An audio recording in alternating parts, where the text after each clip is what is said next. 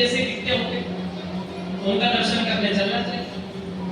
दर्शन करने के लिए वो आए, जैसे ही उन्होंने देखा कि बहुत सारे लोग मंदिर के दर्शन करके बाहर आ रहे थे, दर्शन कर जो बाहर आ रहे थे उनसे पूछा, भैया पर ब्रह्म के दर्शन हो गए? अब कोई मंदिर में से निकले, उससे पूछो भगवान के दर्शन हुए तुम्हें? तो व्यक्ति यही कहेगा बिल्कुल हुए भैया। अब वो साक्षात हुए कि क्या हुए वो तो वही जानता है। तो जगन्नाथ गणपति भट्ट से उन्होंने कहा, बिल्कुल भैया हम पर ब्रह्म के दर्शन करके आ रहे हैं। कैसे हो? कि बढ़िया सुंदर तीन रूपों में बैठे हुए हैं, जगन्नाथ जी हैं, बलभद्र जी हैं, सुभद्रा जी हैं और सुदर्शन जी हैं, चारों विराजमान है, दर्शन दे रहे हैं। अच्छा, एक बात बताओ, आपने जब परम का दर्शन कर लिया है तो आप आपके घर को कैसे जा रहे हो? तो भैया दर्शन हो गया तो घर ही जाएंगे, पर मैंने तो सुना है कि दर्शन करने के बाद व्यक्ति घर नहीं बेवकूफ ही जाता है, उनके दर्शन तो इतने दिव्य हैं। मैंने कहा भैया देखो, हम आपके इस प्रश्न का उत्तर नहीं दे पाएंगे, आप किसी संत से मिलो जाकर। अब गोपाल भट्ट जो गणेश भट्ट जी थे वो कंफ्यूजन में आ गए। उन्होंने कहा मैंने तो ऐसा पढ़ा है, अब मैं क्या करूं? मैं तो बड़े कंफ्यूजन में हूं। दर्शन करने के बाद मैंने सुना था कि दर्शन होते ही बेकूफ में जाना पड़ता है, पर ये तो वापस आ रहे हैं, मतलब मुझ में कुछ कमी है। बहुत विचार करने लगे, तब हिम्मत करके दर्शन करने जैसे गए तो उन्होंने क्या देखा, उस दिन स्नान पूर्णिमा ही थी। पूर्णिमा वाले दिन उन्होंने दर्शन किया तो भगवान जगन्नाथ के बड़े बड़े नेत्र, आजान बाहु और ठाकुर जी स्नान कर रहे हैं।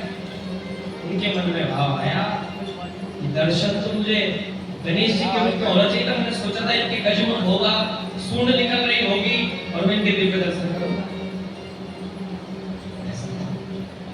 जैसे उन्होंने दर्शन किया, उनका मन विचलित हो गया और आंखों में अश्रु लेकर वो वहां से चल दिए।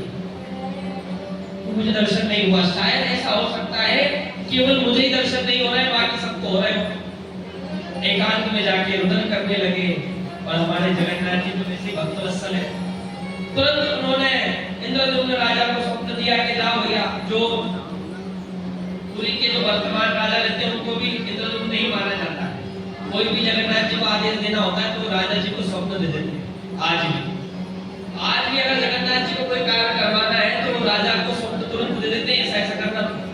तो राजा को कोई काम करते हैं, जब रथ चलता है तो सोने का झाड़ू, उससे झाड़ू लगाया जाता है जगन्नाथ जी के रथ के आगे। कौन लगाते हैं? वहां के राजा। इतने छोटा बनना पड़ता है। सोचो अगर वो राजा है तो चाहते तो क्या सोचते क्या, मैं तो राजा हूं, मुझे झाड़ू लगाने की क्या हो सकता।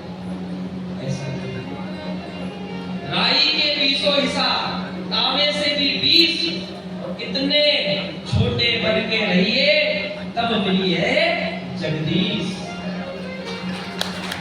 राई के 20 हिस्सा कर दो भैया, और उसमें से भी 20 इतने छोटे रहिए तब मिली है जगदीश। इतना छोटा बन के रहना पड़ेगा।